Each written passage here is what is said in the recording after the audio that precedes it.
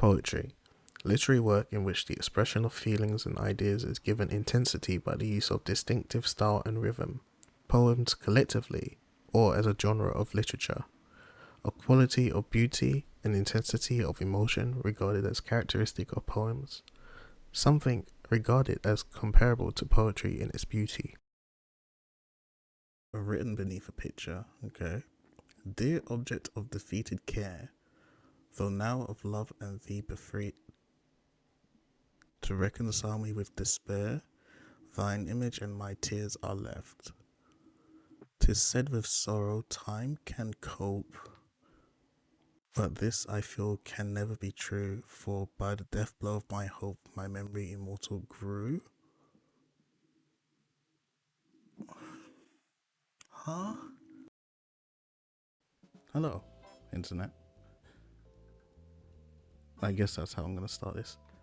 My name is Javan, but you can call me 4, and today I kind of want to talk to you about something very interesting, something very deep, something very meaningful, and that is poetry.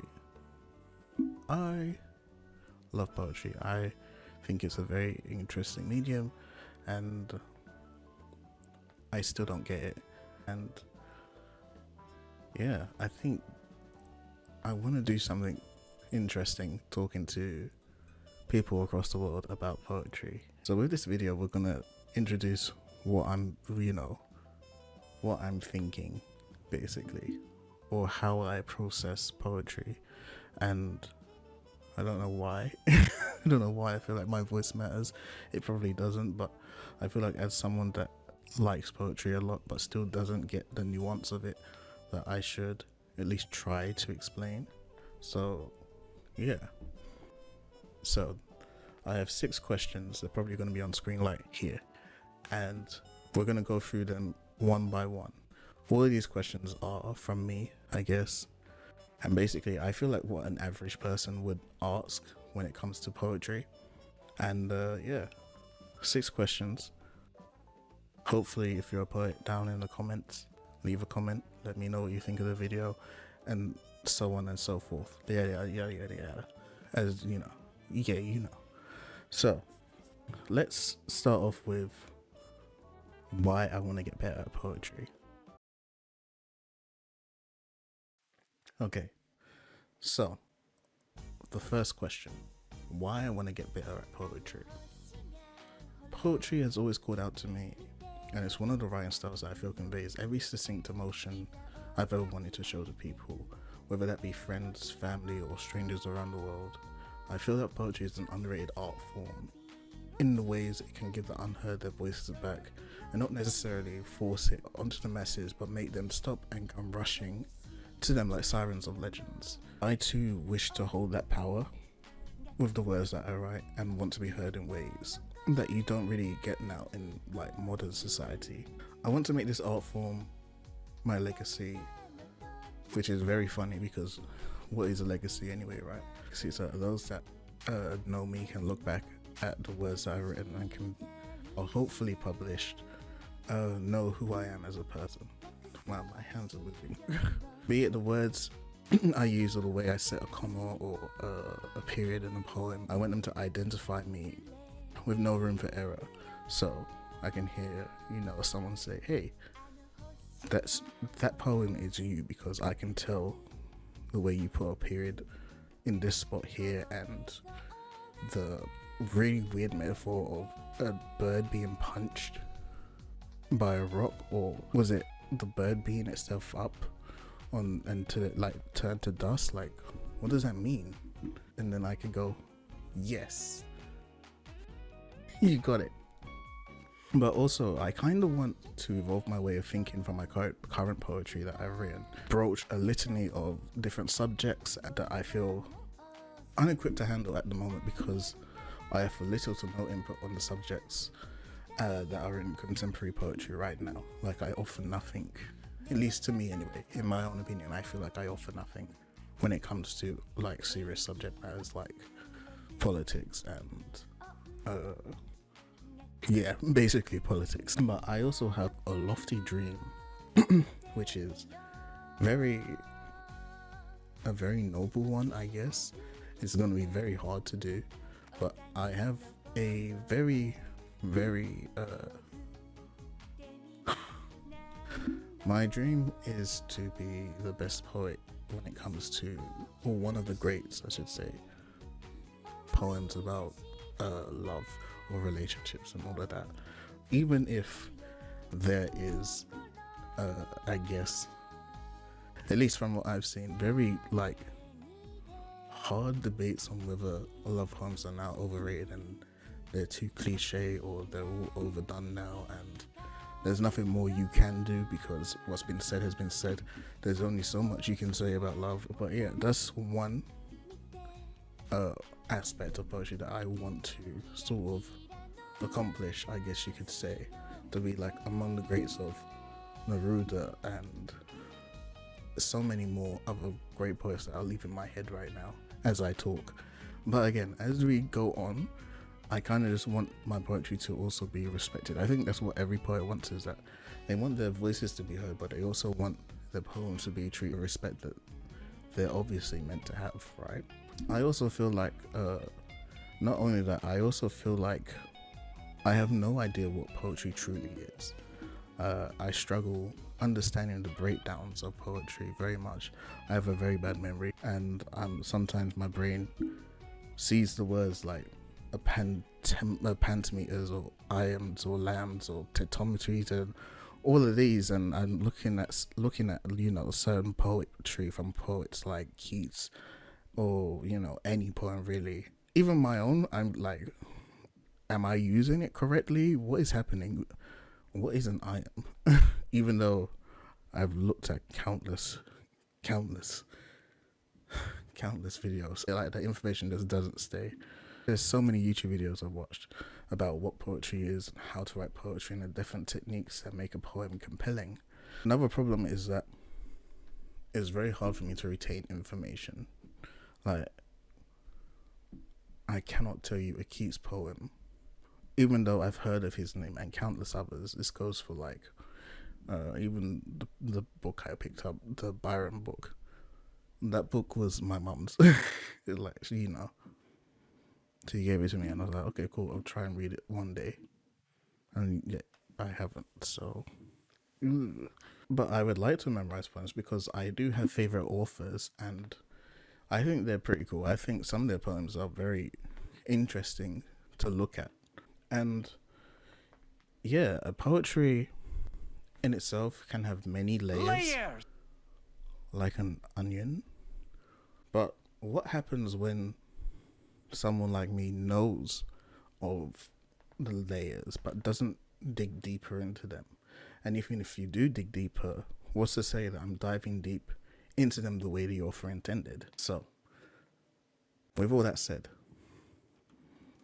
that was the why. Let's go back, I guess, to how I started with poetry. Earlier I said I could barely remember anything, let alone poetry. However, I am a liar. I know. Cue surprise. I am a liar that likes to lie sometimes. Ooh, spooky. I know. So, I remember being in primary school, which is what is it in America? Who cares? I remember being in primary school and we had a poetry workshop. I was like maybe 8, maybe 9, who knows? And like most boys, I had a crush. Wow, evolutionary. And here was a chance that I could say those feelings with words. I barely remember what the instructor said at the time, but it probably was something along the lines of, it would be cool to write a poem about something you like, and at the end of the exercise we'll all share it with the group, and yeah, we'll see how it goes. So me, a tiny me, said bet, and wrote the most insane love poem that read as a confession to my crush with the most charisma a tiny me could have at the time. Uh, God. Swag me is so cool. Love is so tender with someone you know. My heart is pumping with you for my love. You smell like daffodils with a smile on your face. I think the last part was what was the last part? Gosh.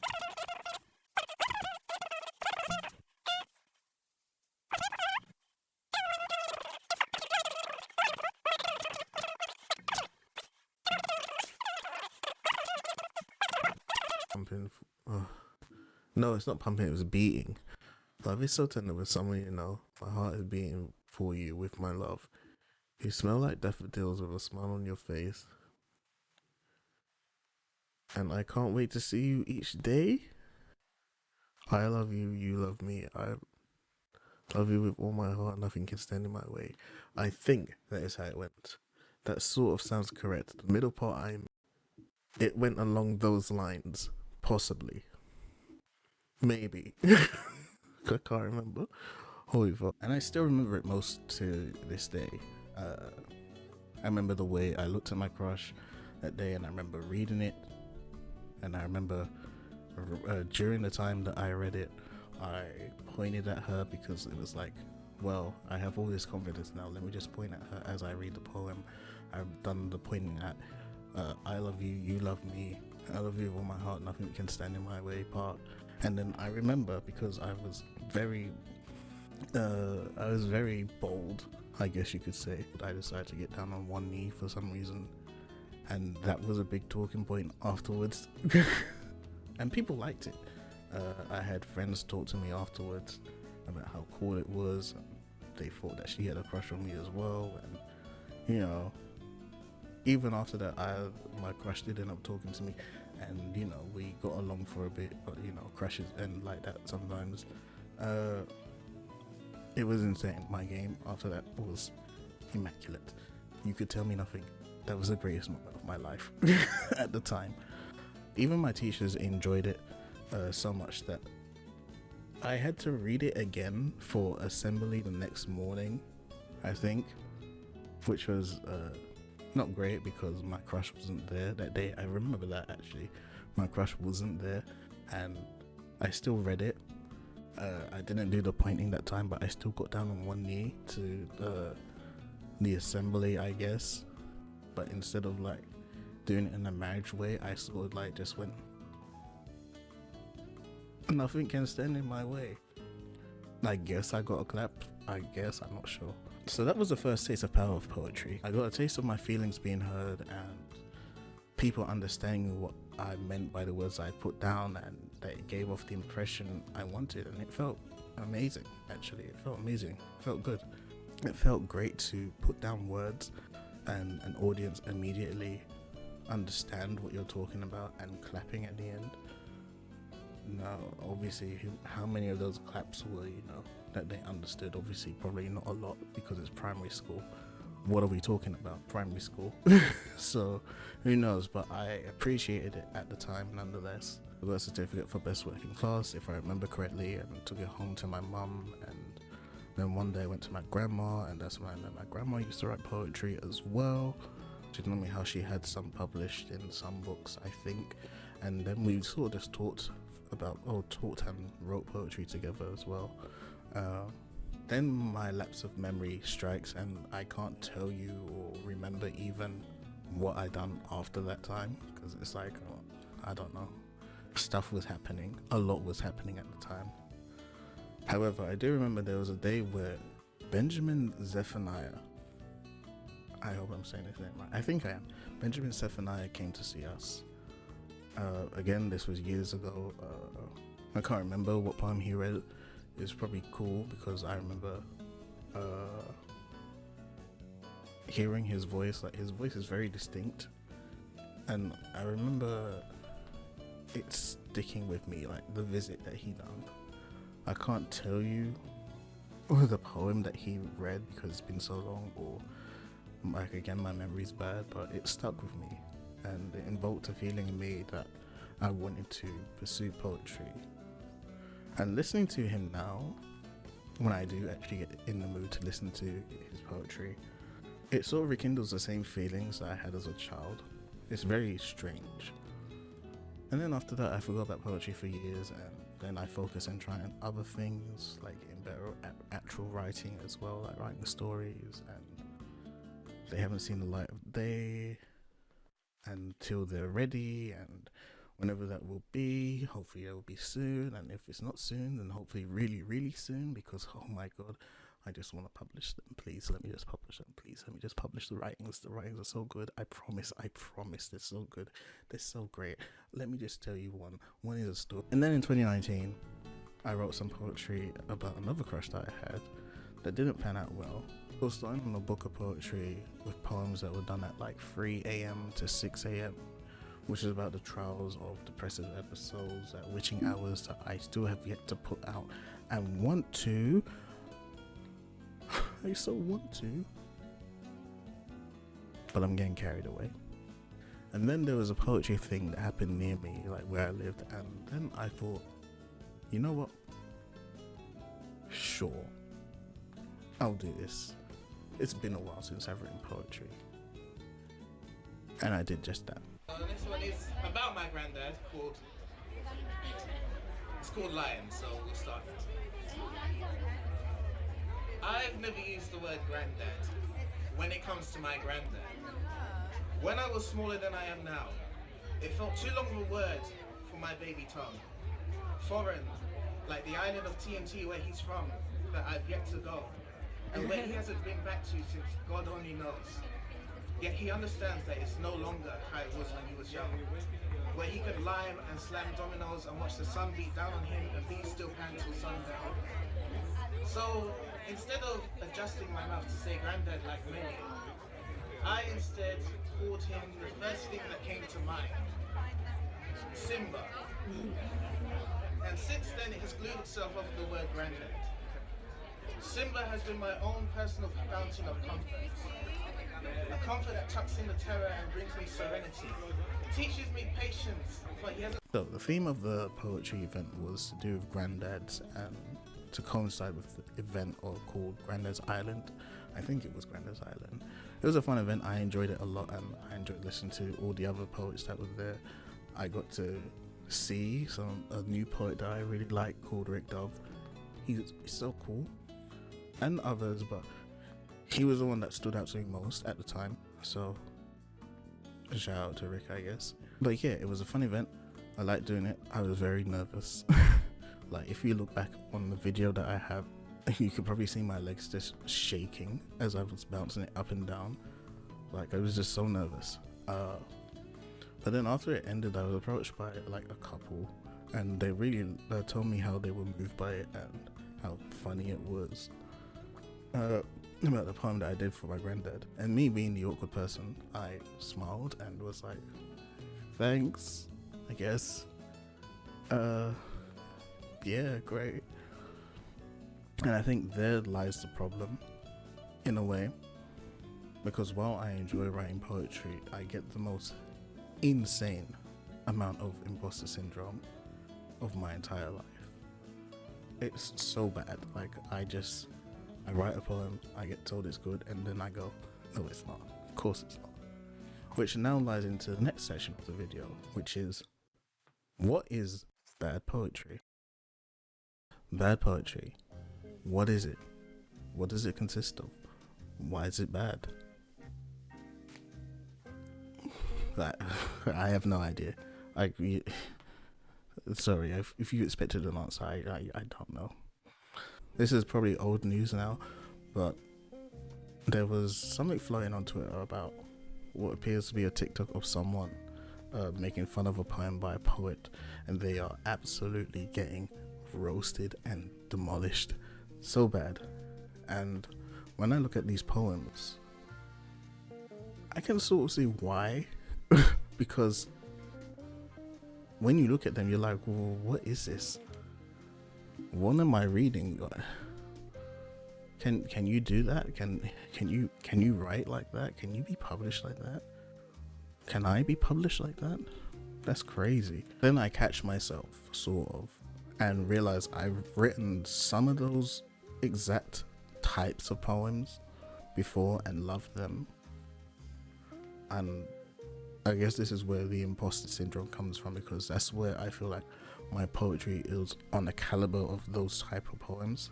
Poetry from the likes of Alice Grace, and then I see the vitriol that is like thrown her way and how she apparently doesn't deserve a career or something like that, and then I go back into myself and reassess the poems that I have, and then I go, will they have the same effect? I doubt my own capabilities and the words I put down, and realized that I never did pick up a poetry book from like one of the masters of the genre. I realized that I know next to nothing about what iams or how the structure of poems work or how they should be. Basically, at the end of the day, I didn't know the rules, and all I knew was the feelings that came from poetry. I think that's all I still know to this day. Is that I couldn't care less. Let's just say I couldn't care less about the techniques of poetry. All I cared about when I look at poetry is the feelings, at least at this point in time. So when it comes to the question of what is bad poetry, I can't tell you what bad poetry is. Looking at Alice Grace poems again, I can scoff at how bad they are, but I can also feel emotion from them, and I can understand the message that they're trying to convey. However, in saying that, I don't know if that's because I have such a limited scope of what good poetry is, that I find reading poems from poets like Keats or Cummings, or even Maya Angelou and Anne Sexton, who I definitely do sometimes read their stuff, and it's amazing. There's still stuff that I don't understand when it comes to their work. Like, take this poem from Keats. It's the Four Seasons one, Four Human Seasons poem. I'm so fucking lost. I don't even know where to dissect this poem, and every thought that pops into my head about this poem feels wrong. I can feel myself getting dumber and dumber looking at the poem, and it's so frustrating. It's so frustrating to understand them. I also think that this isn't only a thing with poetry, this is also a writing thing in general. But writing, guys, you're not gonna believe this. Writing feels elitist. Yeah, because it is elitist, right? And being poetry illiterate and not understanding a poem from someone that is regarded as a master of the craft or an amazing piece of literature is scary when you're also trying to write yourself, when you're also trying to be a writer or a poet yourself. It's very hard. I have a hot take. Bad poetry will exist in the world. It will continue to be published and be read by hundreds, maybe thousands of people that don't normally get it, but they enjoy seeing the word structured in a way that resembles a flower or a vase, and then say, hey, I like that line of poetry and I felt it in my soul. All this talk of poetry, I feel like we should ask the question that made me make this video in the first place. At least one of the questions anyway. And that question is,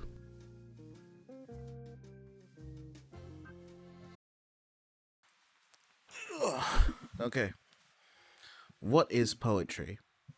As you can tell, I've changed my outfit for now because I don't know. Anyway, what is poetry?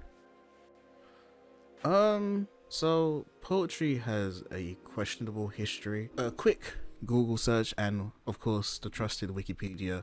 The oldest form of poetry was from 4000 BC, and it is the tale of Gilgamesh. Wait, wrong Gilgamesh. Though a poetry set on Final Fantasy, oh my god, that would be so sick. Epic poems are basically narrative stories that tell the tales of heroes overcoming their humanity and performing deity-like feats or tasks, basically, for other deities. We'll tell you, if you have sex with a lion and with wings and a serpent for a tongue, you will receive the highest of praise, eternal gratitude, the highest of the highest. You will be treated like one of the gods, because material things aren't the lesson here, folks. It's about the hard work and the friendship we make along the way in this journey we call life. Something like that, I think. At least that's what Hercules has taught me, I guess. Anyway, according to the Wikipedia, the epics of Gilgamesh were apparently what inspired other epics like the Iliad and the Odyssey from ancient Greece, and apparently the opening lines of the Odyssey mirror the opening lines from the epics of Gilgamesh. But that's another story for another possible video. Who knows? I do think it's pretty interesting that the oldest form of poetry aren't the things we think of when someone tells you that they write poetry. When someone says they write poetry, what do you think of first? Do you think of epic style poems that have a 15,000 word count? Or do you think of the shortest poem that are like max 3 lines? Thinking about it now, the oldest form of poetry that we think of is Shakespeare, right? I mean, he's old, and while Shakespeare did write poetry, it's not the thing that he's like most well known for. It was his plays, basically, I guess. But he did write these things called sonnets, which are kind of like poetry, but it follows a strict rule of only being 13 lines. And anyway, let's get this down. Poetry has many forms, and the ones I find interesting personally are these 4 types that I'm going to talk about quickly. We have sonnets.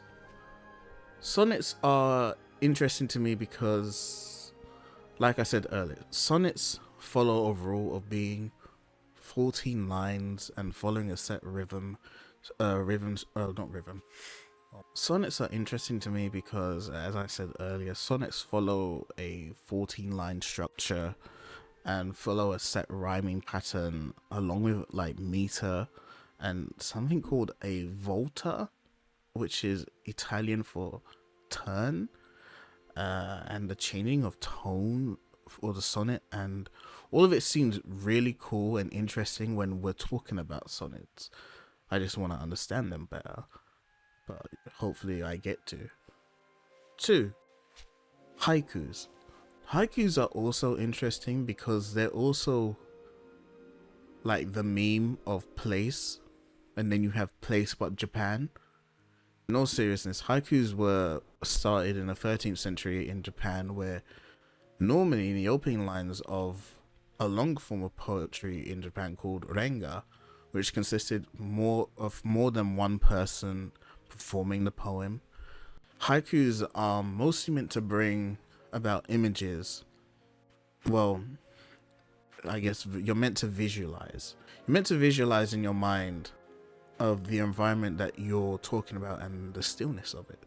Or maybe it's not still, but maybe it's chaotic and there's a lot of energy going around. The thing about haikus that I find interesting and also fascinating is the format of it being 3 lines and having only 17 syllables. Because my brain is dumb, sometimes I forget how many syllables there are. So that's why it interests me a lot, I guess you could say. When I try to make haikus, I don't know if I'm using the correct amount of syllables. It's all very interesting. Number 3, limericks. Limericks are cool. Who could forget such a limerick as hickory dickory dock, the mouse went up the clock. The clock struck 1 and he fell off his bum, hickory dickory dock. What a amazing peak poetry right there. Peak limericks, love it. From what I've gathered, limericks have 5 lines and they must always end as they started, or at least a rhyme with the first line of the limerick. Also, unlike haikus, where we have a history of where haikus began. We know they began in the 13th century. Limericks don't really have that for some reason. They don't even know how limericks started or how they even began in the first place. Though, my theory is that limericks are a bastardization of sea shanties that was sang out on sea, and but because when you're on sea, at least during pirate times, I'm gonna call it pirate times, during pirate times, you know, the sun is out, we're gonna, you know, take Pirates of the Caribbean as fact, and there's a lot of rum out on sea, so why not? So after they've drank rum and they've spotted land and now they've come ashore, the next place they're going is to the bar, right? So when they've come back to the bar to get more rum, some, you know, navigator decides, hey, it's my turn. I remember a song I sang at sea, and then someone outside is like, well, what was it? And then he starts going, you know, he starts singing Hickory Dickory Dock. And then, you know, he can only remember those, he can only remember those 5 lines. He can only remember Hickory Dickory Dock, the mouse went up the clock. And I think that's sort of how it went. You know, I could totally be wrong, but obviously that's probably not the case. But try reading a random sea shanty, choose 5 lines and see if you can make a limerick with them. I'll probably do that in the next video, who knows. And 4, odes. Odes are also interesting because I actually like the word ode. There's something about the word that feels nice to say. I don't know what it is, but yeah. According to Wikipedia, odes were used as a very formal form of poetry that dealt with serious matters and consist of 3 parts, almost like a story. In stories, as we know, stories have a beginning, a middle, and an end. Wow, that was so revolutionary.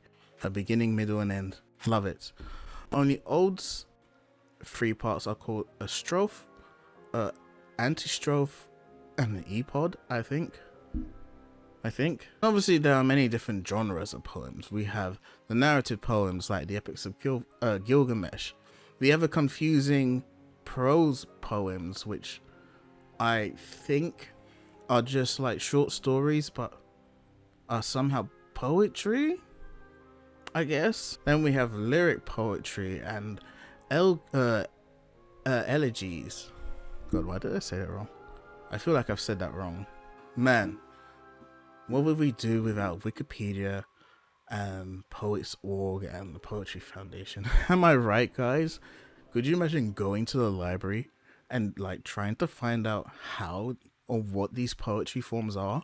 Oh my god. Support your local libraries. They're dying. You need to support them. I need to go and support them, actually.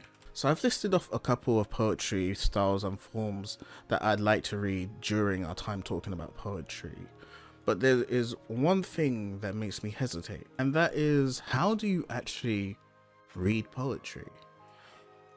As I mentioned earlier in the video, I would love for my poetry to be easy to digest and the words to be captivating enough that you can feel the emotions I put in said poetry. While that's all well and good, what about when I decide to read other authors' poetry and possibly butcher the intent behind their words? How do I take away lessons from their works and apply them to my own works if I don't understand anything about what they're saying or the metaphors that they use? I have favorite poets that I normally go back to and read and enjoy, but for this part of the video I'm going to dissect the Lord Byron poem that I read at the beginning of the video.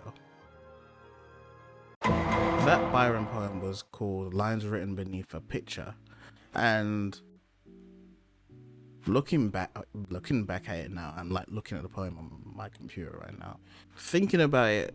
I guess in my mind the first thing that comes up is the image of someone looking at themselves in a mirror, from the line, "Dear object of defeated care." The object could be, when he says dear object, I'm guessing that he's talking about the mirror.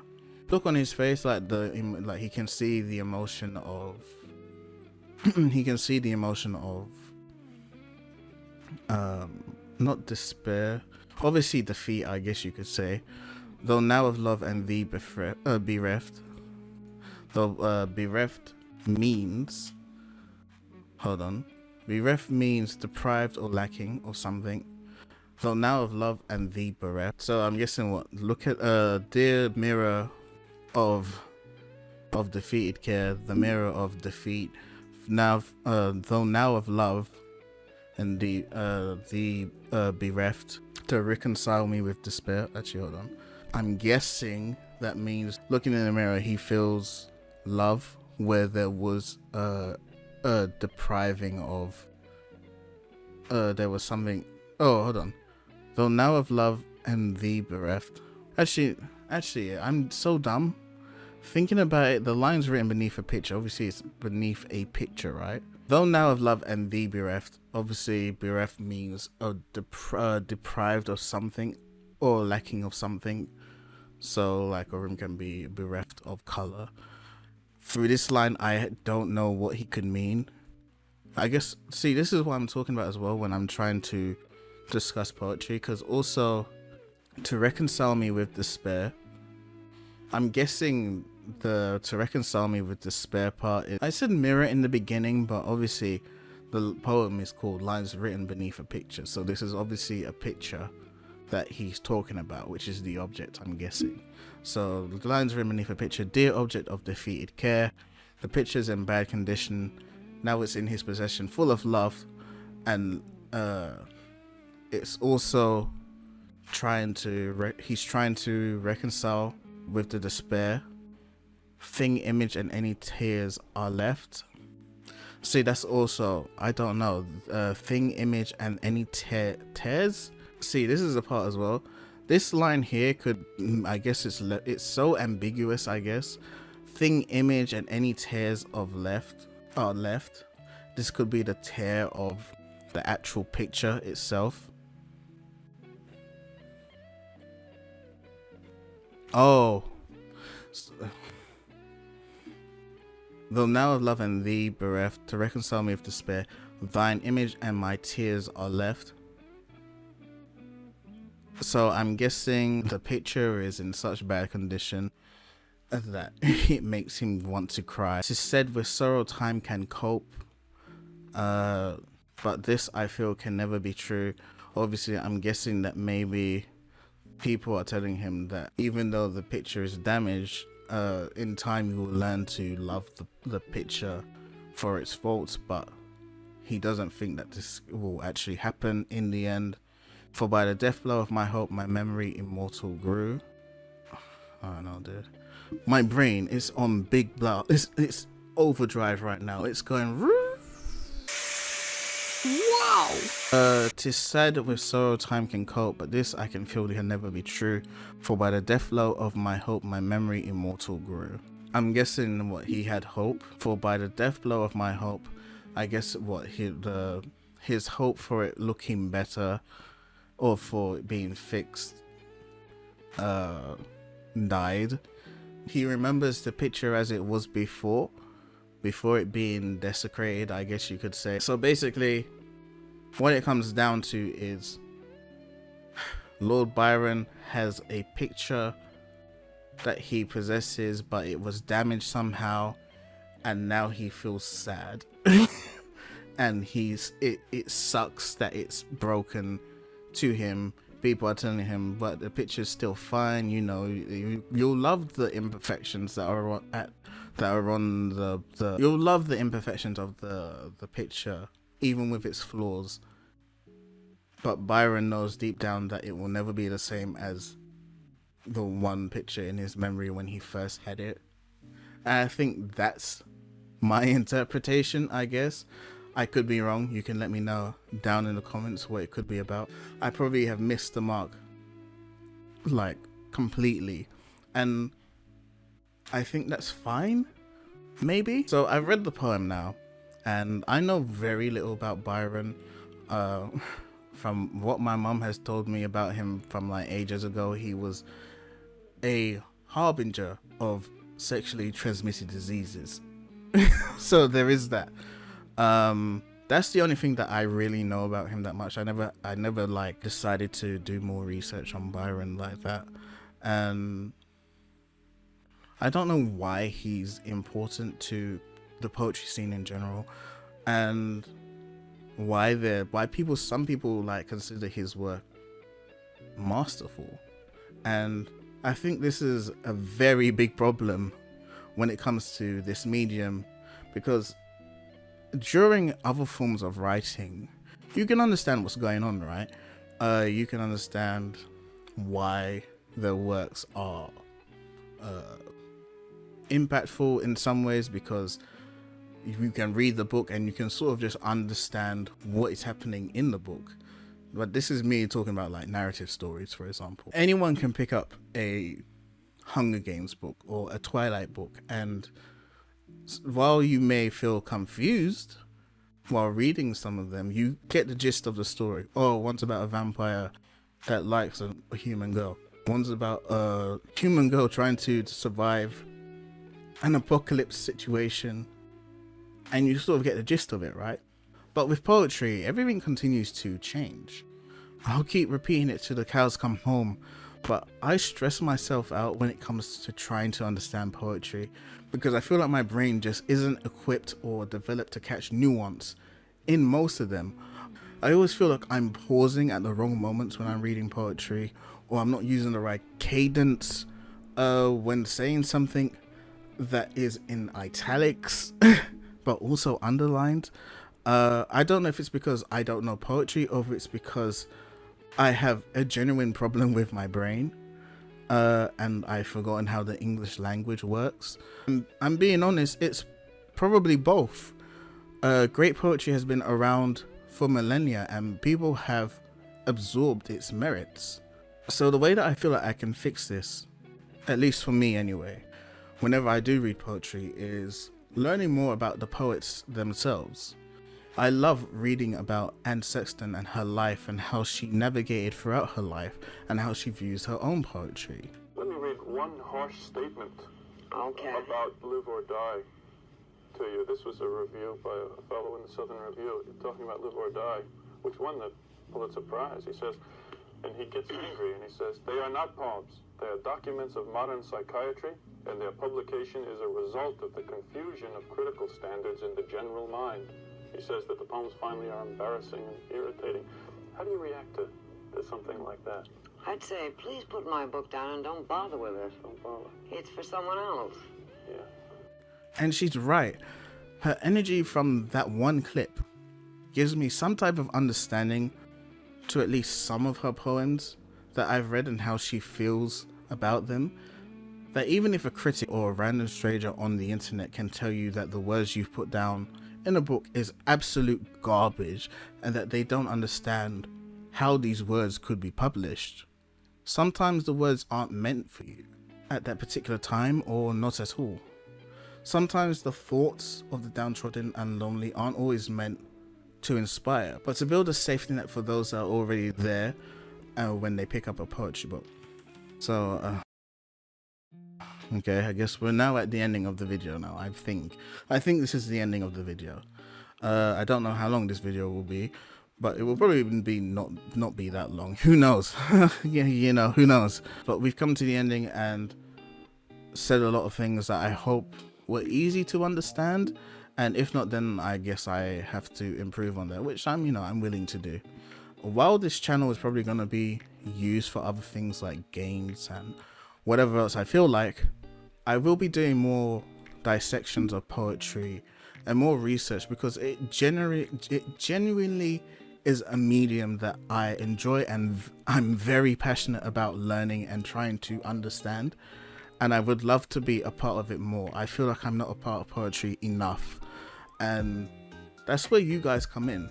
I want to start a poetry like reading session, kind of reading session, kind of not. I think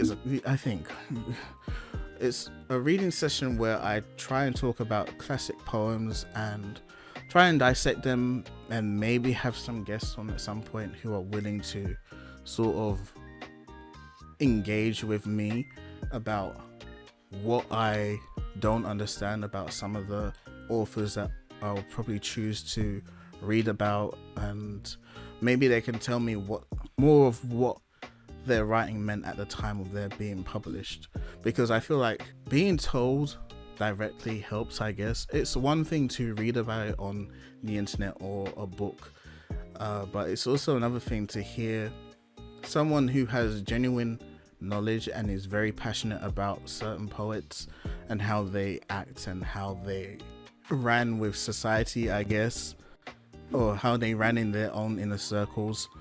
I think that would be a very interesting thing, to say the least. But I am gonna get this out of the way. I am a bad gosh, I'm gonna get this out of the way right now. I am very bad at poetry, but whenever I try to retain information, it always sometimes kind of just doesn't exist.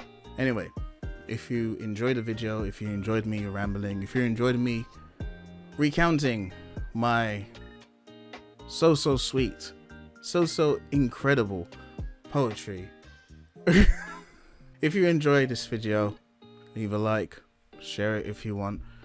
Share it with people that don't understand poetry so that they can understand that they're not alone, and that I too don't understand poetry to many degrees. But yeah. Anyway, I've been Javan. You can always call me Four-tailed if you want. And yeah, I'll see you next time, whenever that may be. Oh boy, we're going to talk a lot about Byron, I think, because I have the book near me. So I'll just do that, I guess. Bye. I'm sweating so hard.